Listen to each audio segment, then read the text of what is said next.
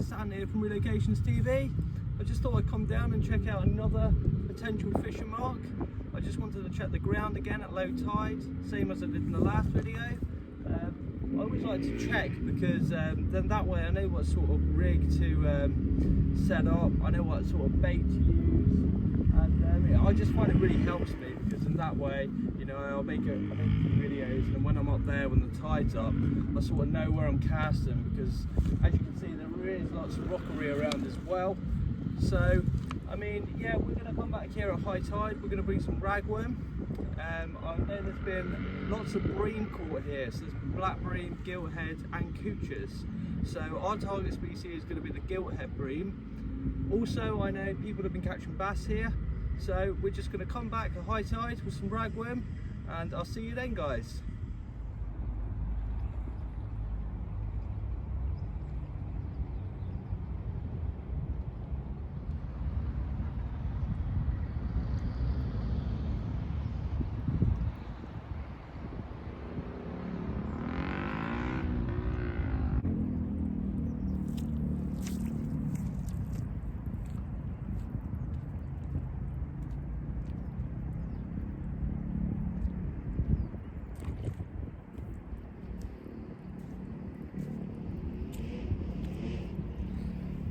Well, it's a beautiful day down here today, absolutely stunning. Again, just like my last video, I'm seeing all of these worm mounds again, which again tells me that worms of some sort live here.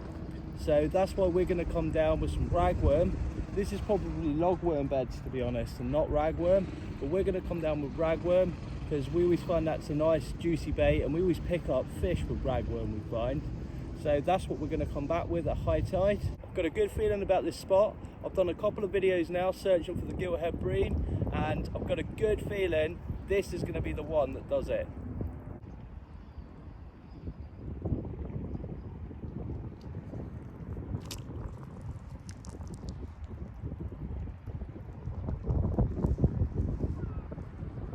I'll see you guys at high tide.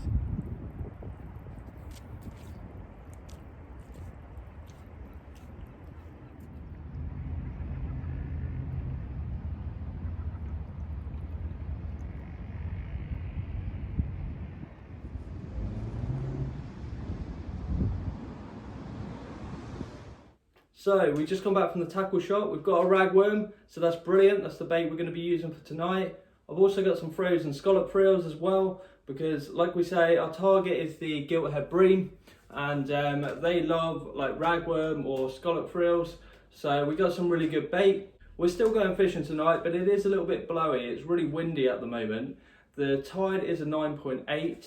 And I thought I would just let you know about the wind, because we will do our best to keep the wind noise to a minimum, but it might be a little bit unavoidable at times. Like I say, I'm going fishing with John, and Dan from Inglorious Fishing might be coming down as well. So let's get down there. I'm going to put these in the fridge.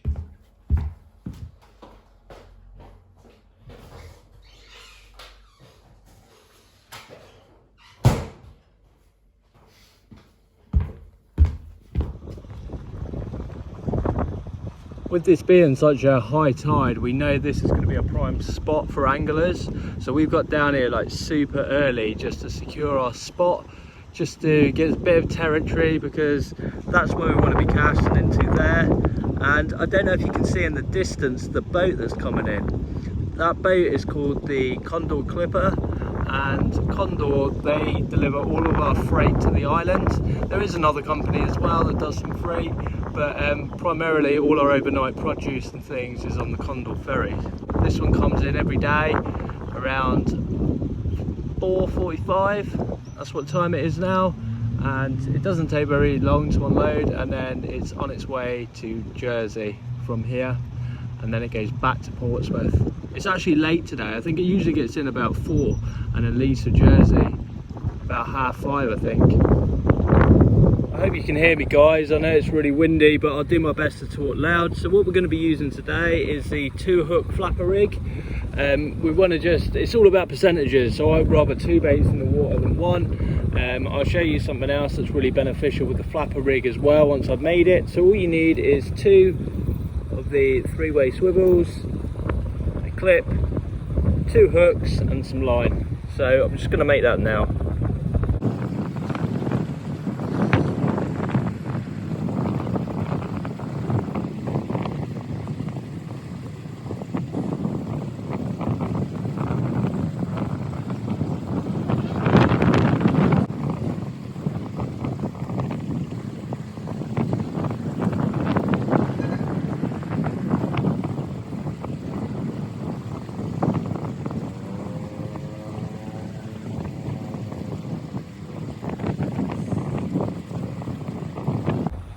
That's the main body of our trace. It's just going to be from one 3-way hook to another, and I usually do like an arm's length.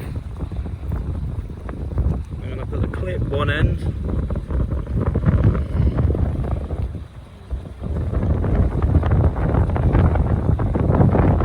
I'll go for the flapper rig. Sort of half. So with my first hook trace, I usually go half of the line.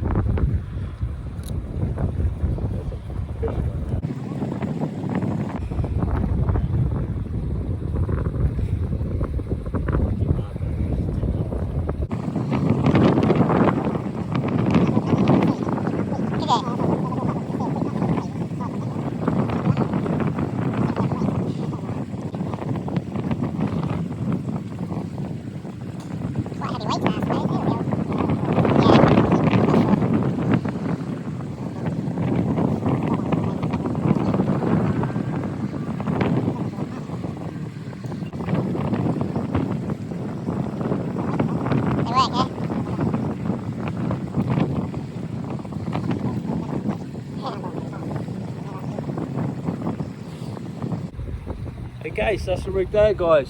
So yeah, 3-way swivel, down to a hook, down to a 3-way swivel, another hook, and then we've got the clip on the end with the weight. And what's going to happen is when we cast out, the weight's going to stay on the floor, and this hook's probably going to stay on the floor. And then we're going to have high rod tips today because we've got wind, so hopefully this hook here stays suspended. So then we've got the best of both worlds then.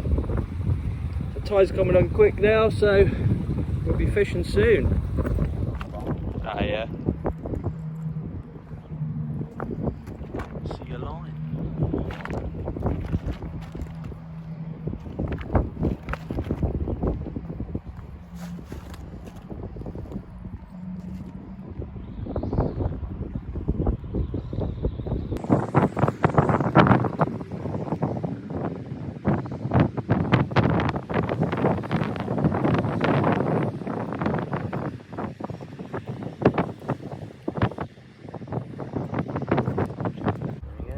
Awesome. The 2-hook flapper rig. That's going to get the gilt head bream today.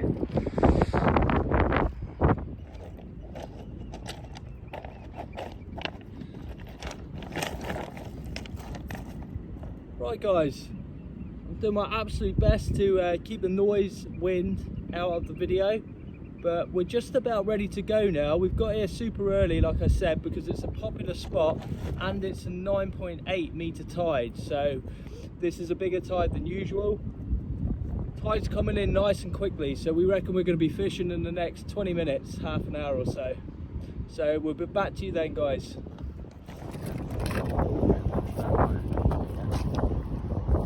The scallop frill still on the defrost, but that's not going to take very long.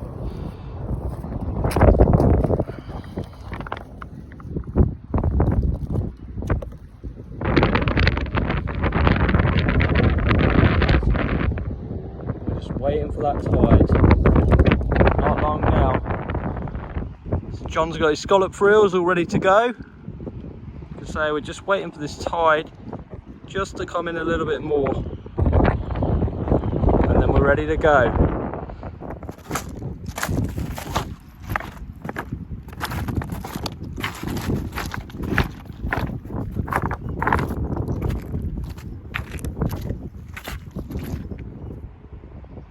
John looks like he's going for a swim.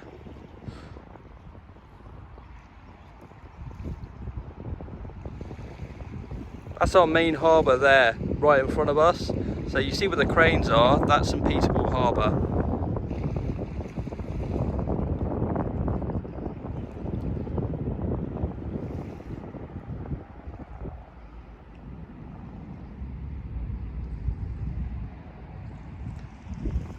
See, this is some of the weed that we're going to have to contend with. But like I say, we're just going to keep our rod tips really high, and hopefully we can keep it off our line as much as possible.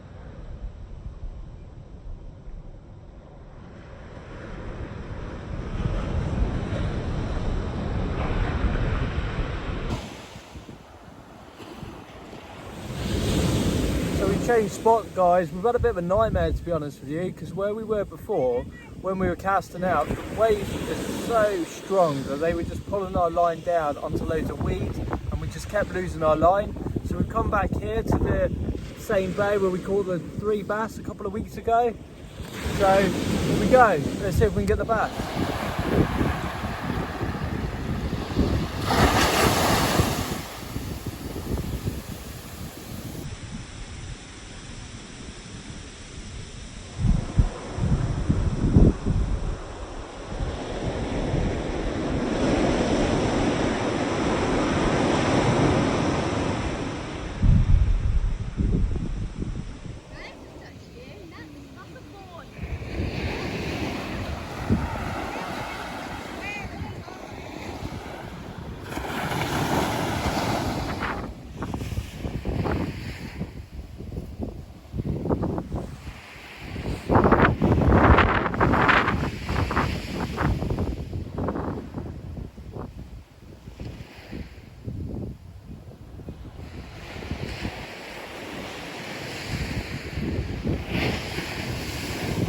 My reel's run out of line, guys, so we're just gonna reload it.